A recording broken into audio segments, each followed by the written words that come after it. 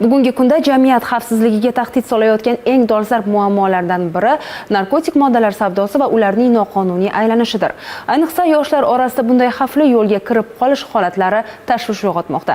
Shu kabi noqonuniy holatlarning oldini olish maqsadida huquqni muhofaza qiluvchi organlar tomonidan muntazam ravishda tezkor tadbirlar olib borilmoqda.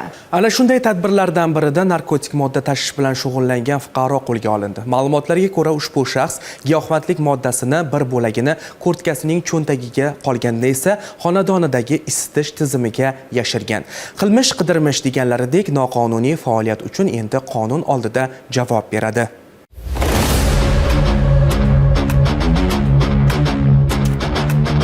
Xavfsiz va sog'lom yurt keng qamrovli profilaktik tadbirlari doirasida Uychi tumani Ichki ishlar bo'limi tezkor xodimlar tomonidan o'tkazilgan tezkor tadbirda tumanning Keskanyor mahallasida yashovchi fuqaroning yashash xonadonida tintuv, tergov harakatlari xolislar ishtirokida o'tkazilganida hovli burchagida yotgan kurtka cho'ntagidan hamda xona ichiga o'rnatilgan isitish moslamasiga yashirib qo'yilgan oq rangli polietilen paketga o'ralgan o'tkir hidli o'simliklar borligi aniqlanib, bayonnoma asosida tekshirib ko'rish uchun olingan.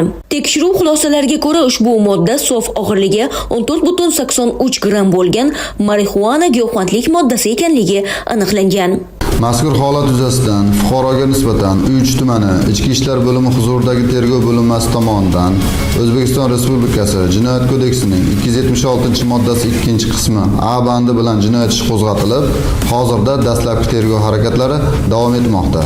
Bu kabi zahri qotilni tashib, mo'may daromad topishni maqsad qilgan kimsaning taqdiri endi panjara ortida bo'ldi. Hurmatli hamyurtlar, sarobga aldanib, o'zingiz va o'zgalar hayotini barbod qilmang.